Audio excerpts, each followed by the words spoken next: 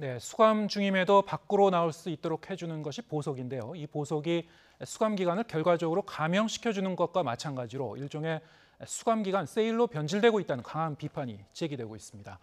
바로 이호진 전 태광그룹 회장의 사례가 바로 이런 경우인데요. 잊을만 하면 반복되는 황제 보석의 문제점 들여다보겠습니다. 노영희 변호사 그리고 이웅혁 건국대 경찰학과 교수와 함께 짚어봅니다. 예, 어서 오십시오. 안녕하십니까. 자, 이 일이 다시 이제 세간의 주목을 받고 있는 게 지난 25일이었죠. 대법원이 이제 최종 판결을 다시 또 한번 미뤘는데, 자, 그 얘기하기 앞서서 일단 이호진 전 회장이 어떤 혐의로 징역형을 선고받았던 건지 한번 먼저 정리해 볼까요? 어떻게 정리해 주겠습니까? 2011년 1월 달에 구속 기소가 되었는데요. 네네. 그 내용은 그 본인이 운영하던 회사의 섬유 제품 판매량을 조작하고 예. 그 섬유 제품을 계산서 없이 거래하면서 회사 돈 421억 원 정도를 횡령했다라고 하는 혐의가 하나 있었고요. 예. 그리고 이와 관련해서 이제 조세 포탈 혐의로 9억 원 정도의 그 세금 포탈이 있었다라고 하는 것이었거든요. 예. 그랬는데 2011년 4월에 간암 3기라고 하는 이유로 사실은 형이 집행 정지가 되었고요. 예. 그리고 난 다음에 2011년 6월에 이제 병보석을 이제 인정을 받아서 그때부터 사실은 이제 현재와 같은 상태로 지금 재판을 받고 있는 중입니다. 근데 문제는 당시에 2011년 당시에 재판을 할 때는 그 횡령 액수 뭐 이런 것들을 다 고려해서 4년 6개월의 형을 선고를 받았었거든요. 그랬다가 2016년도에 대법원에 가서 이게 파기환송이 됐는데 횡령 액수가 좀 잘못되었다라고 하는 이유였습니다. 예. 그래서 횡령 금액을 200억 원 정도로 이제 낮추고 또 조세 포탈 관련된 그것도 6억 원 정도로 낮추면서 다시 파기환송이 이제 이루어져서 고법에서 재판하고 다시 올라갔는데 이번에 나온 얘기는 뭐냐면은 그 금융사 지배구조법이라고 하는 그런 그 법에 의하면 조세 포탈범의 경우에는 최대 주주인지 확인을 해서 다른 범죄하고 분리해서 형을 선고하도록 돼 있는데 지금 그렇게 하지 않았다라고 하는 이유를 다시 돌려보낸 거죠. 예. 그러니까 일반적으로는 1심, 2심 대법원 거치면서 이제 최종 끝나야 확정 되는 판결이 거죠. 나기 마련인데 그렇죠. 이번 사건 같은 경우에는 지금 이 고법과 대법원 사이를 계속 좀 왔다 사건이 갔다. 왔다 갔다 하고 있는 상황입니다. 지금 그 2012년에 이제 3년 6개월로 형량이 줄은 다음에 병보석 그리고 지금 그 7년 넘게 지금 석방 상태입니다. 7년 넘게 석방 상태고 사실상 구치소에 있었던 거는 63일. 예, 63일이니까 두 달여 정도. 예. 자, 이게 어떻게 가능했습니까? 결국은 이제 그 재판 전략이 통한 것이 아니냐 이런 예. 냉소적 시각이 있습니다. 왜냐하면 그 변호인단이 그 호화 변호인단이 100명 이상 이제 구성돼 있는데 예. 그 법적인 그 식견을 상당히 잘 활용하는 것이 아니냐 이렇게 볼 수 있지만 어쨌든 예. 요약을 하게 되면은 그 병보석과 이제 관련된 점을 최대한 활용하고 있다. 그래서 지금 예를 들면은 병보석의 그 조건 그 자체가 예를 들면 이게 필요적 그 조건에 해당되지 않으면 사실은 다 허용하는 것이 원칙이긴 합니다. 그럼에도 불구하고 이 재판의 그 재량 범위가 상당히 그 많이 있었던 것이죠. 그래서 어떻게 가능하냐 그 답변을 드리게 되면 일단은 이제 지금 말씀을 나눈 바와 같이 간암 때문에 그리고 대동맥에 관한 그 병질 때문에 구속 집행이 정지가 가능했습니다. 그리고 그 다음 해에 간암 3기이기 때문에 간 이식 수술을 하는 것 때문에 병 보석을 이제 그 받아내게 되었던 것입니다. 물론 이제 지금 그 필요적 그 보석 조건에 해당되지 않으면 사실은 허용하는 것이 원칙이지만 또 상당한 이유가 있을 때는 이런 조건에 해당하지 않아도 재판관이 나름대로 재량으로 또 허용하도록 이렇게 되어 있던 것이죠. 그래서 결국은 이 병 보석이 실제로 맞는가에 있어서의 지금 의문 사항을 가질 수밖에 없는 것이 최근에 드러난 여러 가지 그 정황 때문인 것이죠. 소위 우리가 보석이라고 하면 구속영장은 그대로 살아있는 것입니다. 예. 다만 상당한 이유, 즉 건강상의 그 이유 때문에 구속이라고 하는 상황을 해제하는 이런 것이거든요. 근데 상당한 이유라는 것이 이제 건강상의 이유로 꼽았는데 지금 나타난 상황은 이게 정말 병보석에 해당되는 것이냐? 왜냐하면 술도 마시고 그 다음에 담배도 피우고 또 그 주거하고 병원만 생활 활동을 제한해놨는데 예. 8km, 10km 떨어진 곳까지 활보를 했다. 예. 그러면 두 가지 가능한 의심을 가질 수가 있는 것이죠. 이와 같은 병보석에 제출된 조건, 관련된 서류가 혹시 가짜 아닌가? 이런 얘기 하나 하고 두 번째는 설령 그 당시에는 병이 상당히 심했지만 지금은 다 회복된 것은 아니냐 이런 의심이 있기 때문에 상당히 논란이 불거지는 상황인 것이죠. 예. 일반적으로 그 보석 기한은 지금 어떻게 설정이 되나요? 그 보석 기간은 사실 따로 정하지는 잘 않고요. 예. 이렇게 이제 아프다는 이유로 그 보석이 허가된 경우에는 재판이 예를 들면 1심, 2심, 3심 이렇게 갈 때 그 해당 재판이 이제 끝나면서 선고가 될 때까지를 보통은 그 기한으로 잡습니다. 예. 그런데 이제 이분 같은 경우에는 뭐 3년 6개월이라고 하는 형을 다시 한번 또 선고받은 적이 있었음에도 불구하고 구속이 되지 않고 병보석이 계속 유지가 되게 된 것이 조금 이상하지 않느냐라는 얘기도 사실 나오고요. 예. 또 하나는 그 아까 말씀하셨지만은 병보석이라고 하는 것은 사실 그게 잘 인정 안 해주거든요.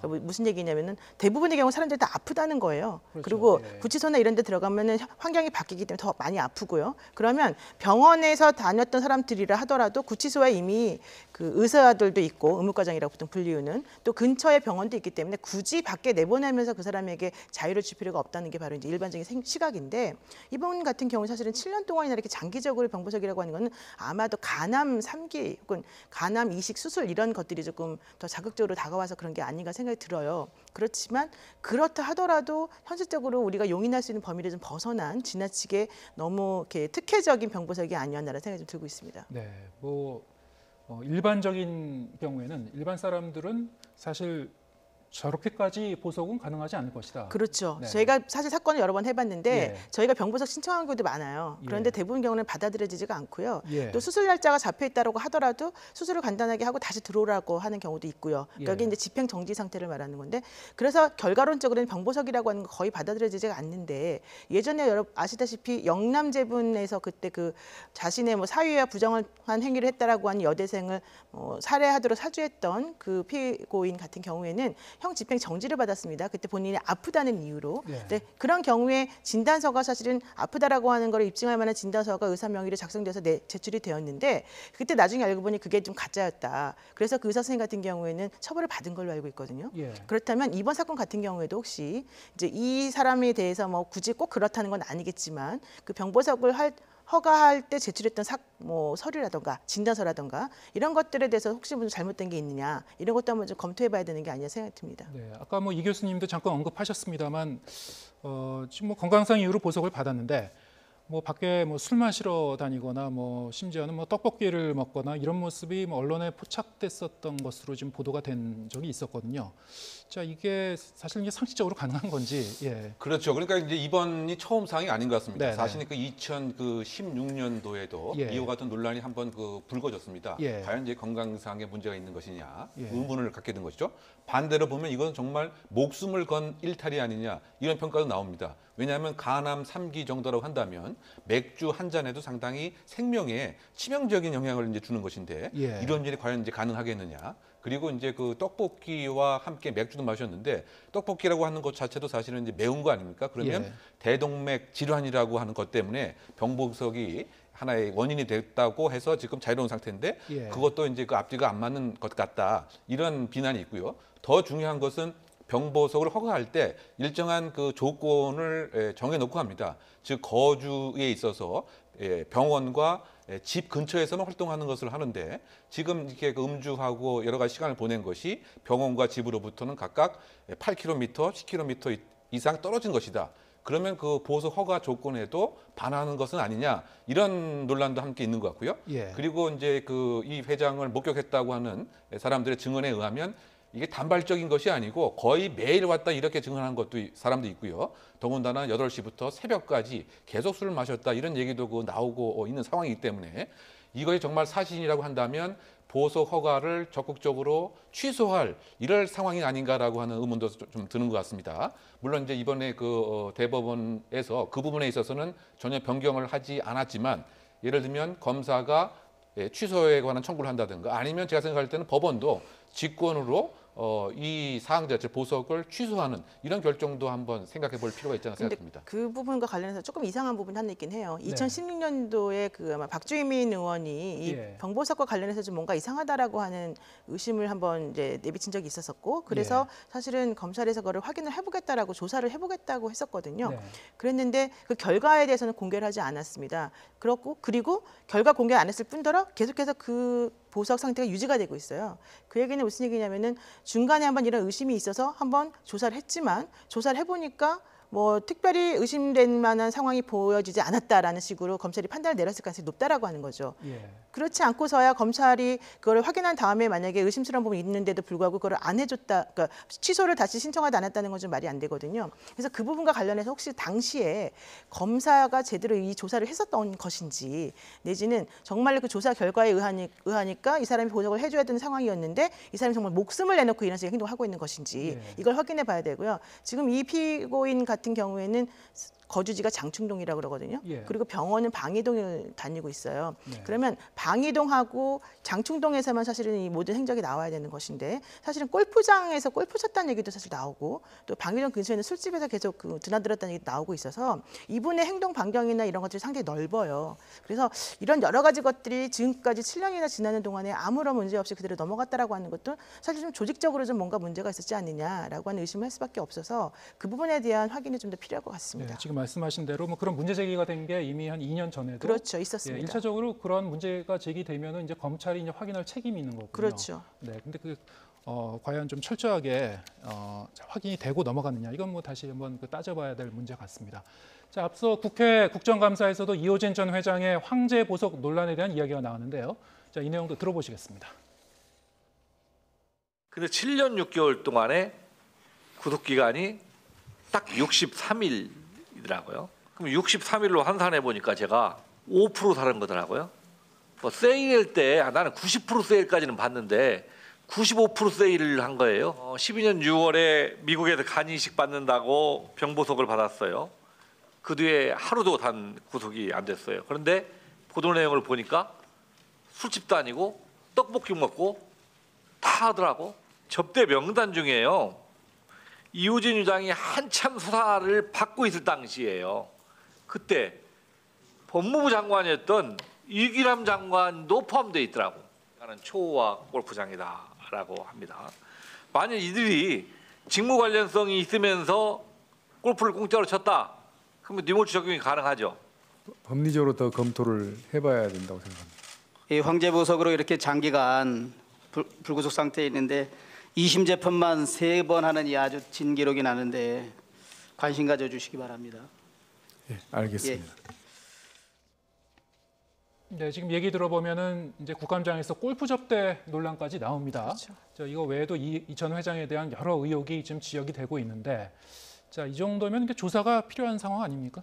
지금 그 문무일 검찰총장의 그 답변 자체도 네. 수사의 단서가 될 만한 것으로 뭐 본다. 예. 그래서 그 모든 가능성을 열어놓고 한번 조사를 해볼 의향이 있다라고 얘기를 한 것 같습니다. 예. 즉 바꿔 얘기하면 처음에 이 병보석과 관련된 그 자료 자체가 혹시 허위로 작성된 것은 아닌지, 예. 아니면 일련의 그 조력 세력이 있었던 것은 아닌지, 아니면은 지금 말씀하신 바와 같이 그 이후에 이것을 상당히 그 무마하기 그 위해서 골프 접대를 무엇인가 뇌물의 형식으로 제공한 것은 아닌지. 왜냐하면 지금 그 의원이 지적한 바와 같이 약 4천 명에 해당되는 고위 공직자들 또 의원들도 무료로 라운딩을 했다라고 하는 이런 그 얘기들이 나오고 있습니다. 예. 그럼 그것이 결국은 이와 같은 수사를 뭐 막는 로비성이라고 한다면 하나의 그 대가성의 여지도 분명히 있는 것이기 때문에 아마 그런 맥락에서 수사의 단서가 될 수 있는지 여부를 문무일 총장도 확인하는 작업에 있지 않나 생각됩니다. 네, 지금 뭐 공교롭게도 이제 횡령을 해서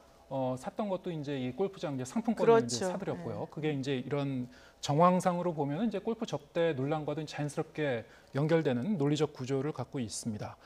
자, 이게 어쨌든 그 법 앞에 과연 만인이 평등한가 이런 그 명제와 관련해서 많은 시민들이 좀 민감할 수밖에 없는 그런 상황인데, 자, 시민단체들도 이 전 회장에 대한 엄벌을 촉구를 했습니다. 네.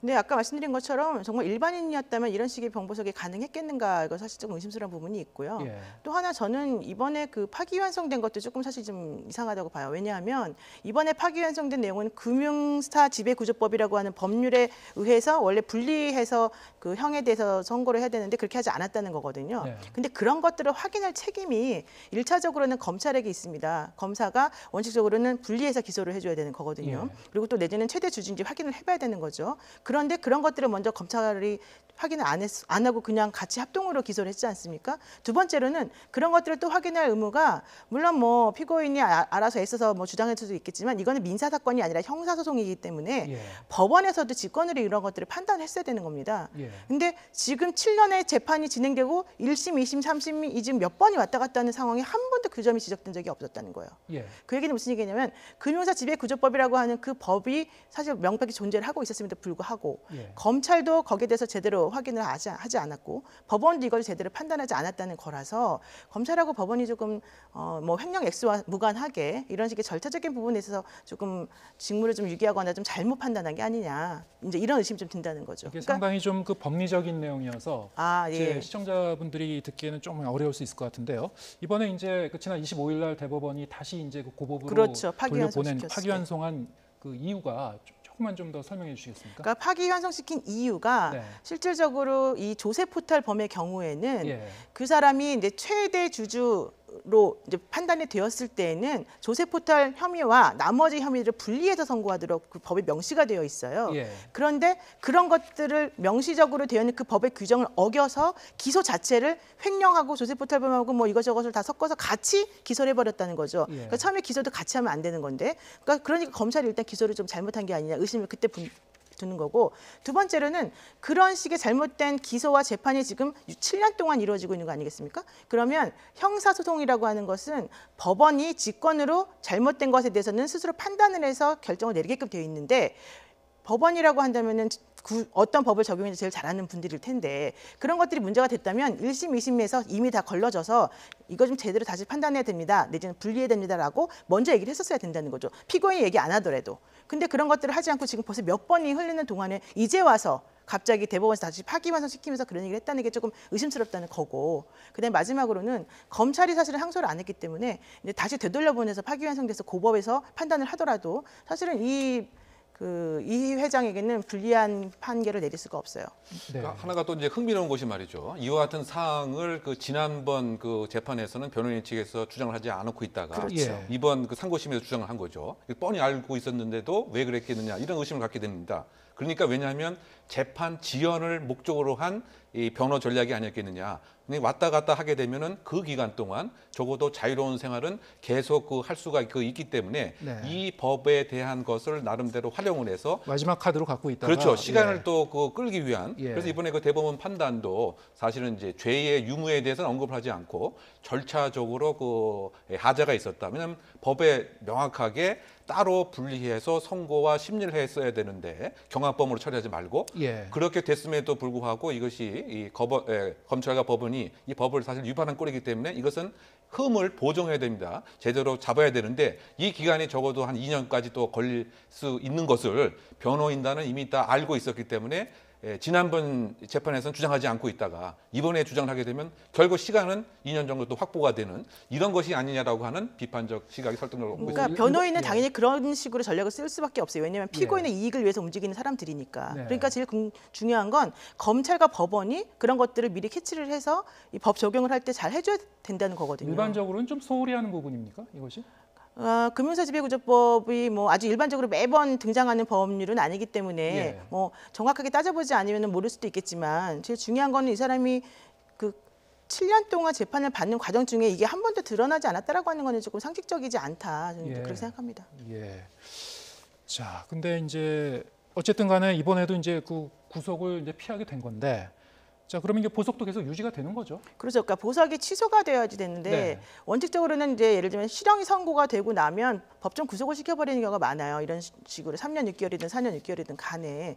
그런데 그럼에도 불구하고 이 사람이 간암이라고 하는 거 혹은 뭐 대동맥류 질환이라고 하는 것 때문에 보석을 취소하지 않고 아마 계속해서 그러니까 판결이 확정될 때까지 보석을 유지하는 조건으로 계속 판결이 내려졌던 것 같아요. 네. 근데 그렇게 되면 지금과 같이 그냥 계속 사건을 끌기만 하고 시간을 끌기만 하면 계속 저 상태로 이제 있을 수가 있는 거예요. 근데 그런 상황에서 최대 주주여서 배당금이 사실은 엄청나게 많이 받았고 저분 같은 경우는 3년, 그러니까 3배나 1조 한 3천억 정도 되는 재산이 된다고 하는데 2011년에 비해서 지금 현재 재산이 3배가 늘었다고 하거든요. 그리고 그 재산 느는 과정 중에 최대 주주로서 배당받은 게 많았기 때문에 늘은 거예요. 그렇다면 아까 말씀드린 그런 구조, 그러니까 금융사 지배구조법이라고 하는 걸 몰랐다는 건 좀 타당하지 않고 또 이에 보석이 계속해서 취소되지 않고 유지되는 것도 좀 이상하고 이렇게 보는 거죠. 우리가. 네.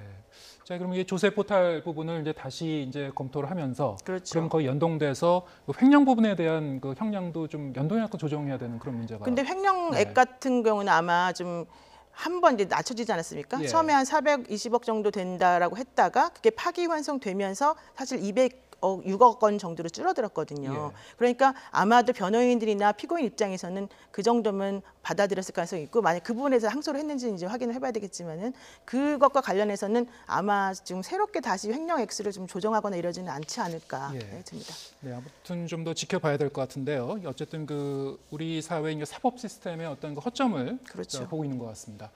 자, 이 다음 주제로 또 넘어가겠습니다. 숙명여고 시험지 유출 의혹인데요. 일단 2달이 지난 얘기라서 한번 그 사건 개요부터 잠깐 정리하고 넘어가겠습니다. 지난 8월에 학부모들이 이 청와대 국민청원을 제기하면서 이 사건이 불거진 거죠? 네, 그렇습니다. 이제 그 숙명여고라고 하는 상당히 경쟁이 심한 네. 이 그 학교에서 문과, 이과에서 120등, 59등을 하던 그 쌍둥이 그 딸이 그 어느 그 순간부터 전교 1등과 2등을 하더라. 그러니까 그 학부모들이 상당히 의혹을 갖게 되었는데 그때 그 아버지가 교무부장으로 이제 근무를 하고 있는 것이었기 때문에 문제를 사전에 그 유출을 해서 딸에게 전달된 것은 아니냐 이런 내용으로 의혹이 이제 극복되고 그 청와대 청원 사이트에 이제 등장을 했습니다. 그래서 결국 그 교육청에서 감사가 그 이루어졌고요. 교육청의 입장에서는 상당 부분 의심되는 대목이 분명히 있다. 하지만 그 강제 수사권이 없어서 이 상황은 이제 경찰에게 수사를 의뢰한다라고 하는 식으로 정리가 되었다가 네. 경찰에서 디지털 포렌식 조사를 해봤더니 상당히 그 유의미한 그 자료가 이 쌍둥이 딸 휴대폰에 나타났다. 바꿔 얘기하면 문학에 관한 지문이라든가 예. 또는 과학 수사에 대한 여러 가지 시험과 관련된 것이 유출이 된 것으로 보고 있었습니다. 그래서 결국은 이 쌍둥이 딸 역시 업무상 방해의 피의자 신분으로 입건이 돼서 즉 공범이라고 하는 얘기입니다. 네. 즉 유출된 것을 미리 함께 알고 있으면서도 이것을 함께 했다라고 하는 그래서 조사가 그 이루어졌는데 그 동생 같은 경우 그 호흡 곤란 증세 등을 그 호소를 해서 완전한 조사가 이루어지지 않아서 이번 달 안에 다시 이 쌍둥이 딸에 대한 조사가 피의자 신분으로 이루어질 예정이었습니다. 예, 조사가 지금 계속 그 진행이 되고 있는 상황인데 자, 이런 가운데 숙명여고 학부모들이 이 쌍둥이 학생들 성적을 0점 처리해라 이렇게 요구했다고 합니다. 근데 학교 측은 일단 거부하고 있죠? 네, 그렇습니다. 지금 이제 사실은 24일에 경찰청에서는 이 쌍둥이 그 딸들의 2학년 2학기 중간고사 성적을 사실은 입수를 했는데 네. 보니까 물론 등수가 기재되는 건 아니지만은 이전 성적하고는 많이 차이가 나게 좀 좋지 않은 걸로 알고 있다고 해요. 그렇다면 이전에 있었던 그 시험지 유출과 관련해서도 좀 성적이 제대로 된 게 아니었을 가능성이 있기 때문에 학부모들은 이런 식으로 결론이 나오고 지금 현재 검찰에 입건까지 된 상황이기 때문에 당연히 0점 처리를 해줘야 되는 거 아니냐라고 얘기를 하고 있고요. 학교에서는 지금 현재 그 학생생활 지도 징계 기준이라고 하는 게 있는데 그 기준에 의하면은 이게 명확하게 이 사람들이 부정행위 했다는 게 나와야지만 0점 처리할 수 있다. 이렇게 지금 얘기를 하고 있거든요. 근데 사실은 이게 조금 애매한 부분이 있는 게 다른 학교 같은 경우에는요. 네. 그 그러니까 시험을 보는 도중에 부정행위를 한 것으로 의심이 되거나 그 학교 내에서 그렇게 자체 판단을 한 경우에는 0점 처리를 합니다. 예. 그러면 그것에 대해서 이의를 제기하는 학생이나 학부모가 여기에 대해서 다시 행정 처분을 하거나 이걸 바꿔달라고 하는 소송을 걸어서 이게 좀 해결되는 부분이에요. 예. 근데 이번 사건은 오히려 거꾸로 된 거죠. 학생이 예를 들면은 이런 식으로 좀 의심이 된다라는 걸 사람들이 다 얘기를 해도 결국 학교에서는 아니다, 모르겠다, 이게 확정 판결이 나야 되겠다라고 얘기를 한다면 결과적으로 몇 년 이제 걸려야지만 이게 결론이 난다는 건데 문제는 지금 현재 이 학생들이 2학년 아니겠습니까? 예. 그렇다면 내년 되면 벌써 이제 이 종합 성적부를 가지고 사실은 학교를 들어가야 되고 예. 이들이 빵점 처리가 되고 나면 밑에 있는 애들 성적이 다 올라가기 때문에 그렇죠. 연동돼갖고 예, 내신 성적이 다 올라가고 되죠. 등급이 예. 사실은 되게 좋아지는 거잖아요. 예. 그러니까 다른 학생들 입장에서는 그거를 빨리 해달라고 하는 거고 이 학교 측에서는 아니다, 우리는 확인할 수 없으니까 아직까지는 그대로 놔두겠다라고 하는 입장이어서 만약에 이게 대법원까지 가서 해결이 된다면 결과론적으로는 하나 만화가 되는 거죠. 왜냐하면 대법원까지 가서 확정 판결을 내려면 뭐 시간이 그렇죠. 최소한 3, 4년 더 걸리겠죠. 3, 4년 정도. 예. 그러니까 가장 포인트는 그 부모님들의 포인트는 학년이 바뀌기 전에 예. 이 그렇죠. 성적이 제대로 정정이 돼야 된다. 왜냐하면 학년이 바뀐 다음에는 이미 내신 성적이 그 결정이 되고요. 그리고 나서 대학에 관한 중요한 이제 자료가 되는데 이것이 이제 대법원까지 가게 된다고 하면 이미 다 대학 이제 갔을 때 이 상태이기 때문에 정말 예민한 대입에 관한 이런 얘기입니다. 예. 그래서 왜냐하면 더군다나 경계선상에 있는 학생들은 그 0.5점, 1점 차로 등급이 이제 확 바뀌어지는데 그것이 이번 학년 내에서 정정이 돼야 된다. 이것이 이제 그 학교에서 적극적으로 학부모들이 요구하는 내용인 것 같고요. 학교 측에서는 상당히 조금 소극적인 입장입니다. 그래서 그냥 형식적 논리로 무죄 추정의 원칙인데 대법원 판결까지 기다려봐야 이것이 정확한 행정 결과가 나오지 않느냐. 근데 학교는 상당히 소극적인데 실질적으로 보면 벌써 2년 이상 대법원 뭐 3년까지 간다고 한다면 지금 있는 2학년 학생들은 이미 대학교 2학년, 1학년, 2학년, 3학년 될 수도 있는데 말이죠. 그러면 내가 그 성적 때문에 A 대학을 가고 싶었는데 못 가고 B 대학을 갔다. 뭐 이런 문제들이 사실 깔려 있기 때문에 학부모들의 입장은 상당히 다급한 상황인 것으로 봐야 되겠죠. 또 다른 문제지만 이 쌍둥이 자매 퇴학 여부 그리고 아버지인 전 교무부장의 이제 이게 파면 여부 놓고도 뭐 이견이 지금 있는데요. 그 부분은 어떻게 학교 측이 이렇게 자체적으로 처리할 수 있는 부분이 아닙니까?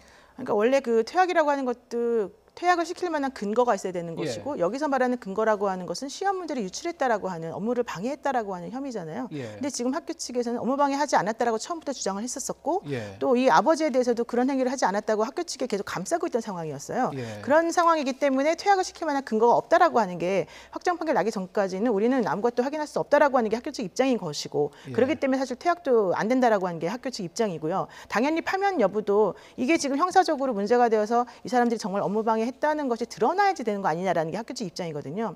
여기에 대해서 그래서 학부모들은 퇴학은 나중에 시켜도 좋다. 또 파면 같은 것도 나중에 시켜도 좋다. 하지만 그럼에도 불구하고 이들이 저지른 잘못들에 대해서는 빨리 뭔가 결정을 해줘야 되고 특히 실질적으로 우리 아이들에게 손해가 나면 안 되기 때문에 등수라도 좀 다시 조정할 수 있게끔 해달라고 요구를 하는 거죠. 예. 자, 이게 결국에는 이제 그 내신 비리 사태가 이렇게 결국 터지면서 이게 뭐 공정성 논란 그리고 이제 학종 그 내신 그 불신으로도 지금 이어지고 있습니다. 그래서 우리 사회가 이번 그 사태를 계기로 해서 좀 어떤 식으로 앞으로 좀 제도적으로 보완해야 될까 여기에 대해서도 앞으로 뭐 차근차근 생각해야 될 부분이 아닌가 그렇게 생각이 됩니다. 자, 오늘 황제 보석 문제 그리고 이제 숙명여고 사태까지 짚어봤습니다. 노영희 변호사 그리고 이웅혁 건국대 교수였습니다. 고맙습니다.